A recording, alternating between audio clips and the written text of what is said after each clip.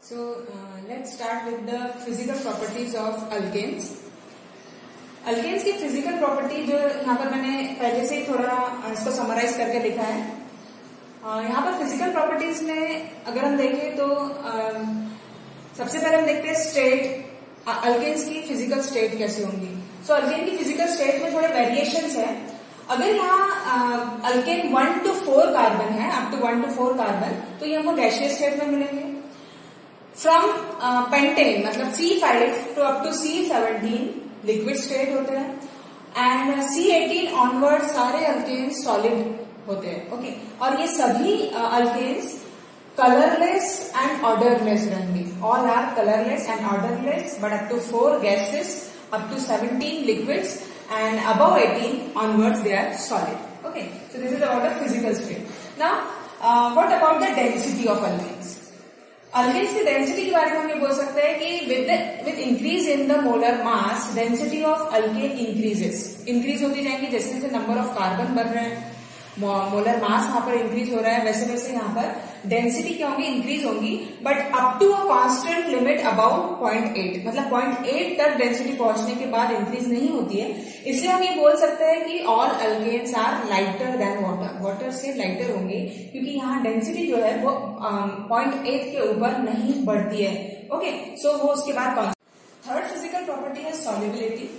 तो अल्केन्स की सॉल्युबिलिटी में हम ये बता सकते हैं कि alkanes are insoluble in polar solvent जैसे water, okay, and they are soluble in non polar solvent like ether और बेंजीन और कार्बन टेट्राक्लोराइड। ये सारे कैसे रहेंगे, नॉन पोलर सॉल्वेंट। तो solubility in non polar solvent. Then about the boiling point of alkanes.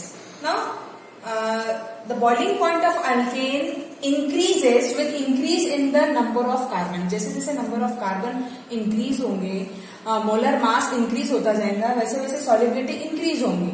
लेकिन इनमें क्या होता है, अगर हम कंपेयर करें, सपोज अगर हम कंपेयर करते हैं butane and isobutane, and isobutane, तो ये क्या है, ये दोनों एक मिलकर आइसोमर्स है। ओके, यहाँ पर स्ट्रेट चेन है और यहाँ पर आपको क्या मिलेंगे, ब्रांच है। तो जब इस टाइप का कंपैरिजन है, क्योंकि टोटल नंबर ऑफ कार्बन तो सेम है, फिर इसमें हम बॉइलिंग पॉइंट कैसे कंपेयर करेंगे, तो यहाँ पर ध्यान रखना है कि जो स्ट्रेट चेन अल्केन होते हैं, अगर हम यहाँ पर देखें एन ब्यूटेन, सो एन ब्यूटेन का आपको बॉइलिंग पॉइंट जो है वो हाइयर मिलेगा एज कम्पेयर टू ब्रांच। तो हम क्या बोल सकते हैं कि if you compare normal butane with the isomeric form, as the branch increases boiling point decreases. जितनी ब्रांचिंग ज्यादा होंगी उतना बॉइलिंग पॉइंट कम होगा। अगर सेम नंबर ऑफ कार्बन है, हम अगर कंपेयर कर रहे हैं इनको, okay, so n butane higher boiling point as compared to branch isobutane. The next point under physical properties melting point. So melting point it do not follow a smooth gradation or a smooth path, एक particular path follow नहीं करता है। इसमें generally ये देखने को मिलता है कि ऐसे अल्केन जिनमें even number of carbon present है, सपोज अल्केन में 6 नंबर है, 6 कार्बन वाला हेक्सेन है, तो इसके ऊपर और इसके नीचे वाले जो ऑड नंबर है, मतलब C5 एंड C7, इनके कंपेयर में C6 का मेल्टिंग पॉइंट हाइयर होगा।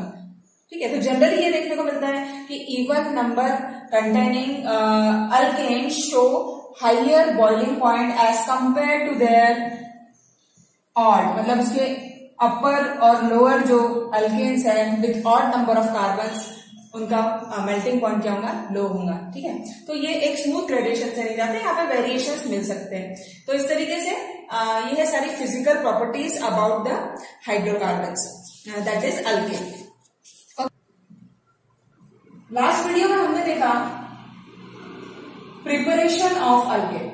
ओके, प्रिपरेशन मीन्स आप different starting compound, different functional groups लेते हैं और उन डिफरेंट ग्रुप से या डिफरेंट रिएक्शन मैकेनिज्म से हम अल्केन प्रिपेयर करते हैं।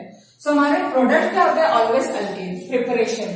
लेकिन केमिकल प्रॉपर्टीज में हमको क्या ध्यान रखना है, रिएक्शन को कई बार कंफ्यूज होते हैं, तो इसमें कंफ्यूज होने का सवाल नहीं है। केमिकल प्रॉपर्टीज में हर बार स्टार्टिंग कंपाउंड हमारे क्या होंगे, अल्केन्स रहेंगे, और अल्केन्स से different products, different functional group जो हम प्रिपेयर कर रहे हैं, तो वो क्या होंगी, उस पर्टिकुलर ग्रुप की केमिकल प्रॉपर्टीज। सो केमिकल प्रॉपर्टीज में फर्स्ट अभी हम देख ही चुके हैं mechanism of halogenation. So halogenation में भी उसको हम अंडर केमिकल प्रॉपर्टी ही ले सकते हैं। तो अगर आप क्लोरीनेशन कर रहे हो या ब्रोमिनेशन कर रहे हैं हम अल्केन्स का, तो वो किस में आता है? Under chemical property. So first chemical property देखते हैं ब्रोमिनेशन।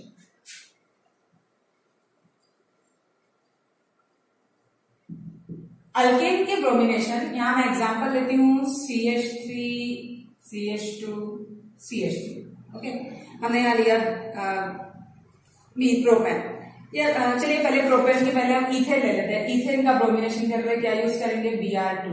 अब ब्रोमिनेशन करते वक्त यहाँ पर ध्यान रखना होता है, हम यहाँ कैटलिस्ट यूज करते हैं ब्रोमिनेशन के लिए, जैसे ArBr3 आप यूज कर सकते हैं। तो ब्रोमिनेशन के लिए कैटलिस्ट यूज करना जरूरी है। जैसे अभी हमने क्लोरीनेशन के लिए क्या किया था? क्लोरीनेशन के लिए हमने क्या किया था? आप क्लोरीनेशन कर रहे हैं किसी भी अल्केन का, और यहाँ पर आप HNO यूज कर सकते हैं। प्रोडक्ट आपको मिलेगा इथाइल क्लोराइड। रिएक्शन आपको मैं बता दी थी किस तरीके से सारे के सारे हाइड्रोजन सब्स्टिट्यूट होते हैं क्लोरीन से। लेकिन अगर हमको उसको बीच में ही कहीं रोकना है तो हमको वहां रिएक्शन को टर्मिनेट करना होता है। रिएक्शन फ्री रेडिकल मैकेनिज्म भी है, कंसर्टेड मैकेनिज्म भी हो सकता है। तो क्लोरीनेशन का हम डिस्कस कर चुके हैं थोड़ा। ब्रोमिनेशन में हम कैटलिस्ट यूज करेंगे, और यहाँ पर ब्रोमिनेशन इस तरीके से हो सकता है अल्केन का। Okay, so this is bromination. But अगर यही ब्रोमिनेशन मैं दूसरे एग्जाम्पल के लिए करती हूँ, मतलब जैसे अभी हम डिस्कस कर रहे थे प्रोपेन के लिए, अगर हम प्रोपेन का ब्रोमिनेशन करते हैं उस वक्त क्या होना चाहिए? ठीक है, तो प्रोपेन के ब्रोमिनेशन में भी बॉन्ड जो है CH बॉन्ड ही ब्रेक होगा, और यहां पर भी हमको जो प्रोडक्ट मिलता है वो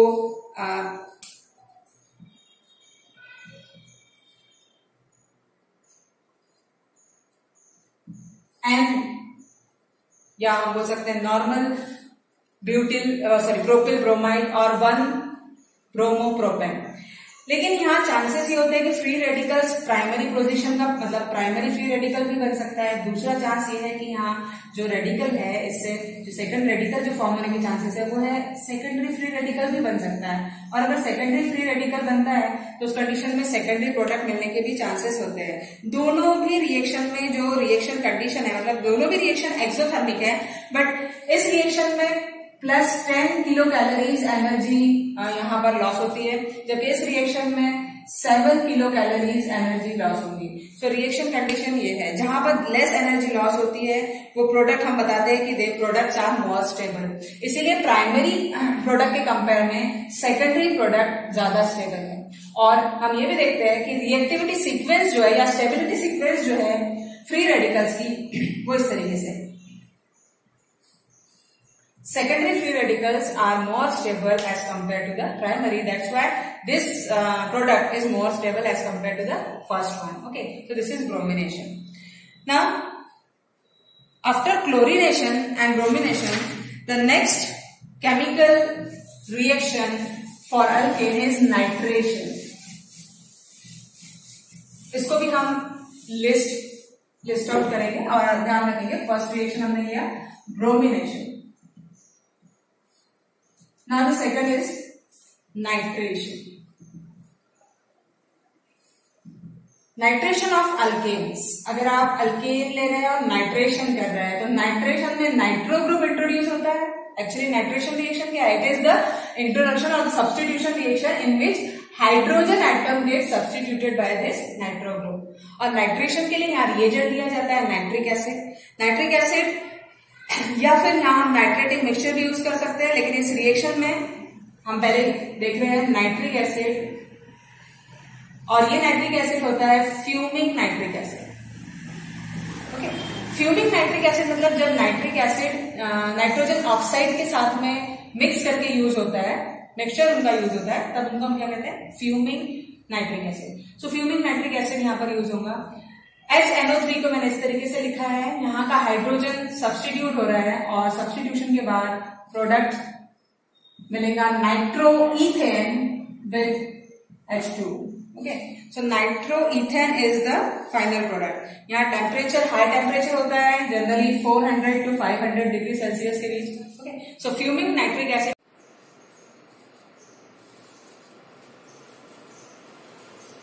नेक्स्ट एग्जांपल हम यहाँ लेते हैं प्रोपेन। सपोज अगर यहाँ प्रोपेन ले रहे हैं इंस्टेड ऑफ इथेन, और यहाँ पर भी नाइट्रिक एसिड यूज कर रहे हैं, फ्यूमिंग नाइट्रिक एसिड नाइट्रेशन के लिए। टेम्परेचर कंडीशन जैसे नंबर ऑफ कार्बन्स बढ़ रहे हैं, पॉसिबिलिटी है कि हमको टेम्परेचर कंडीशन में थोड़ा वेरिएशन हो। मैंने पहले ही बताया कि reaction condition 400 to 500 degree Celsius हम ले सकते हैं यहाँ पर।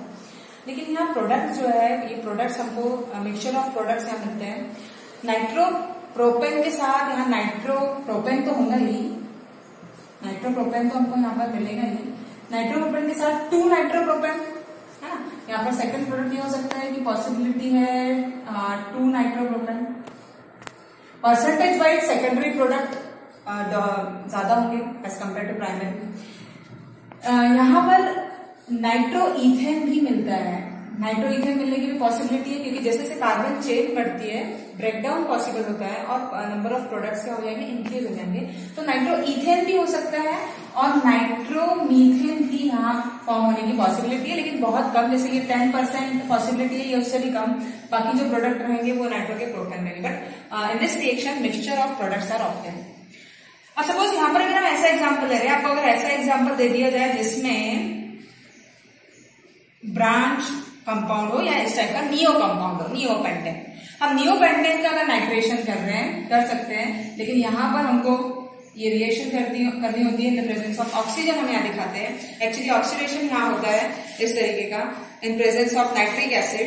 और नाइट्रिक एसिड के बाद जो प्रोडक्ट यहाँ मिलते हैं हमको, वो मिलते हैं एसिडिक एसिड।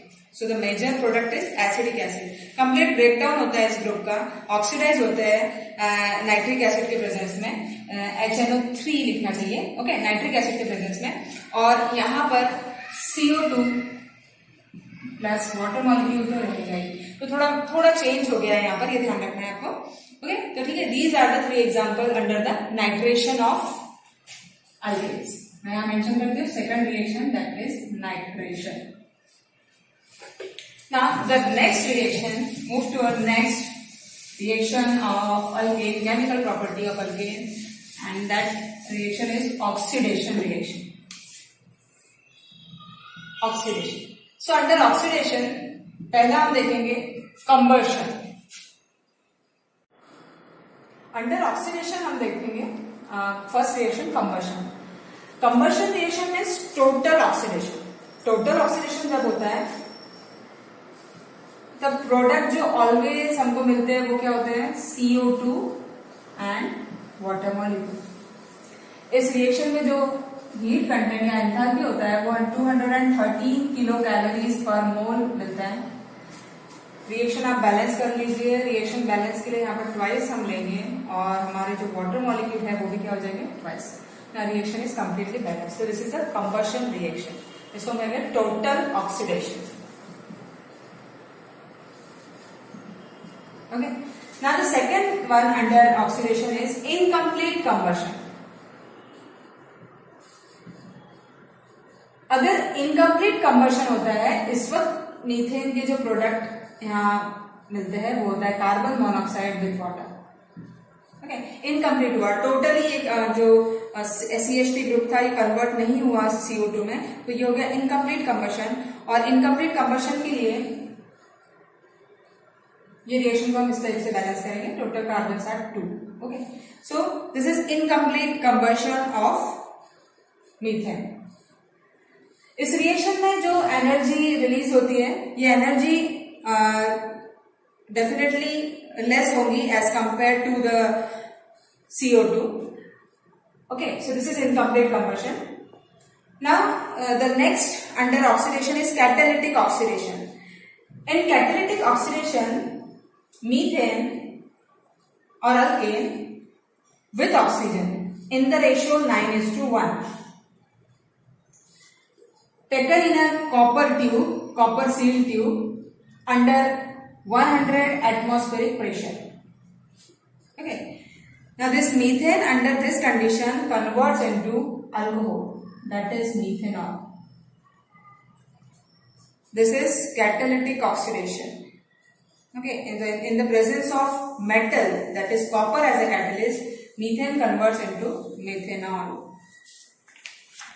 यही रिएक्शन हम दूसरे अल्केन्स के लिए भी कर सकते हैं। ओके, नेक्स्ट टाइप का ऑक्सीडेशन होता है केमिकल ऑक्सीडेशन, जिसमें हम कोई भी ऑक्सीडाइजिंग एजेंट यूज कर सकते हैं।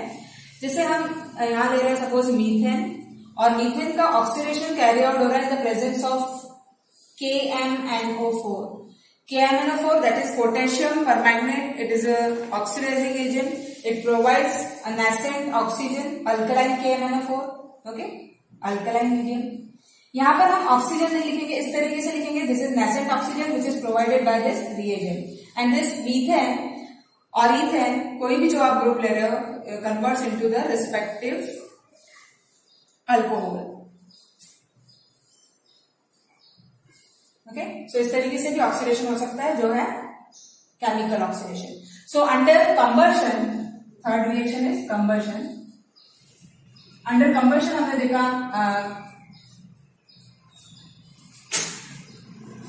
ये सारी reaction, combustion, incomplete combustion, then chemical oxidation and one more that is catalytic oxidation. ये सारी ऑक्सीडेशन रिएक्शंस अंडर पॉइंट 3 आ जाएंगे। सभी आपको ऑल फोर्स ध्यान रखना है, सभी ऑक्सीडेशन के अंदर आते हैं। Okay, so this is about the oxidation of alkanes. Now the next reaction for alkane is isomerization. Isomerization means क्या होना चाहिए, आपका एक अल्केन जो एक डिफरेंट आइसोमरिक फॉर्म में है वो दूसरे फॉर्म में कन्वर्ट होगा, बाकी कोई चेंज रिएक्शन में नहीं होगा। और ऐसे रिएक्शन के लिए यहाँ एग्जांपल लेंगे ब्यूटेन का, CH3 CH2 CH2 CH3। Okay, so this is butane. Now this butane in presence of AlCl3 and HCl, AlCl3 and concentrated HCl gets isomerized into its isoform. So normal butane gets isomerized into isobutane at 200 degrees Celsius and 25 atmospheric pressure. Okay, so ये आपको ध्यान रखना है कि N-butane gets isomerized into isobutane.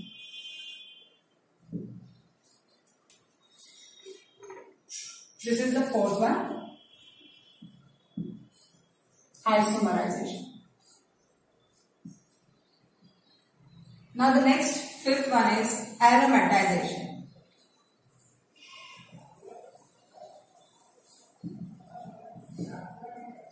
Aromatization means ring form होगी, और वो ring कैसे रिंग होगी, एरोमेटिक रिंग। एरोमेटिक रिंग के लिए हम यहाँ लेते हैं इस टाइप का 6 मेंबर हमारा हेक्सेन ग्रुप।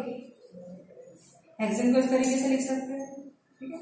यहाँ पर ये एक्चुअली एलिफेटिक कंपाउंड है, ओपन चेन, लेकिन हमने इसको इस तरीके से लिखा है। सो ये n hexane in presence of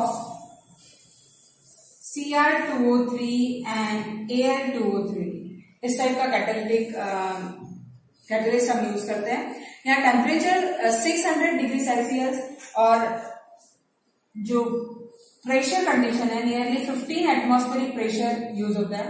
इस रिएक्शन कंडीशन पर ये एन हेक्सेन कन्वर्ट होगा इनटू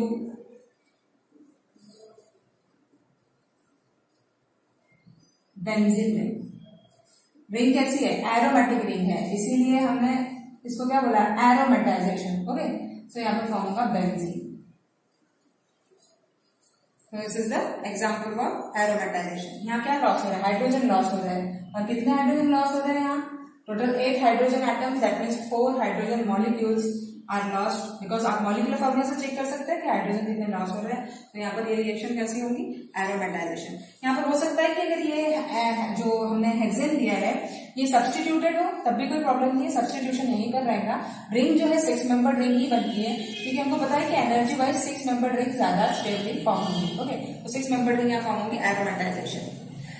नेक्स्ट रिएक्शन जो है वो है इंसर्शन रिएक्शन। कुछ रिएक्शन में हम मिथाइल ग्रुप मतलब CH2 ग्रुप इंसर्ट कर सकते हैं, और वो रिएक्शंस होंगी इंसर्शन रिएक्शन।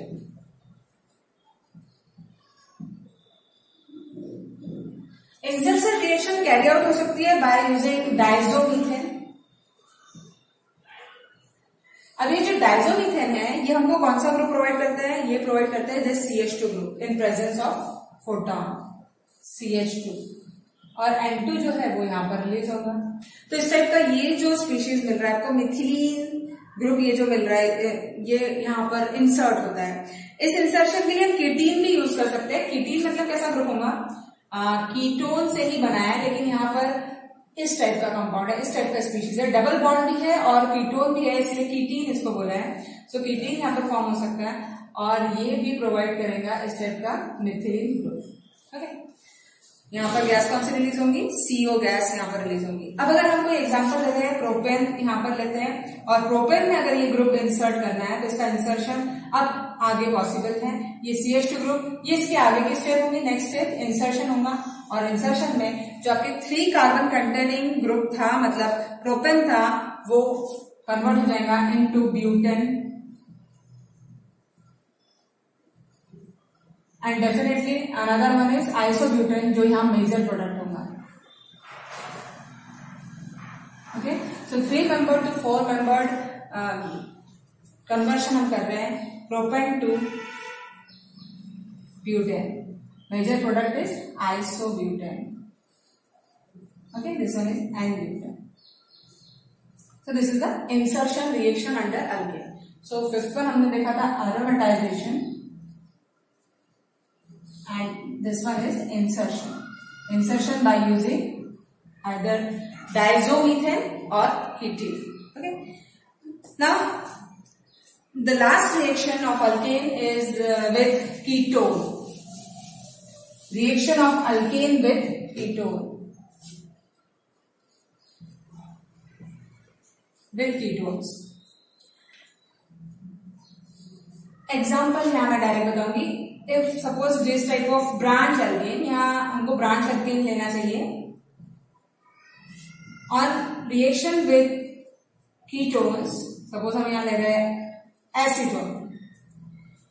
ये particular chemical compounds acidic medium use करने पर, मतलब यहाँ पर हम ले रहे हैं कॉन्सेंट्रेटेड H2SO4 और हीट कर रहे हैं, तो इस रिएक्शन कंडीशन में ये कंपाउंड कंप्लीटली टोटली डाइमराइज हो जाता है और जो प्रोडक्ट यहाँ पर मिलेंगे वो इस तरीके से होंगे। यहाँ पर हमको अल्कोहल मिलता है, वो अल्कोहल ऐसा होगा, ये CH3, this one is CH3, CH3, CH3 and CH3। अब देख लीजिए ये 3 CH3 ग्रुप एंड ये 2 CH3 ग्रुप यहाँ पर है। ये जो वैलेंसी है ये हाइड्रोजन यहाँ पर शिफ्ट होता है, तो इस टाइप का सब्स्टिट्यूटेड अल्कोहल यहाँ फॉर्म होगा। अल्कोहल का नेमिंग आप कर सकते हो, कैसे नेमिंग करोगे, नंबरिंग आप करोगे यहाँ से। सो यहाँ हम लेंगे 2 3 3 ट्राइमिथाइल ब्यूटेनॉल। लॉन्गेस्ट चेन आप सेलेक्ट करोगे पहले। ओके, सो लॉन्गेस्ट चेन 1 2 3 4 कार्बन की है। 1 2 3 4 कार्बन पर आपको सेकंड, थर्ड और थर्ड पर 3 ग्रुप मिल रहा है, this one is the longest chain. Okay, so 2 3 3 trimethyl 2 butanol, this is the 7th reaction under chemical properties of alkane. So after aromatization, add here this 7th reaction with ketones to form this type of substituted alcohols. Okay, thank you.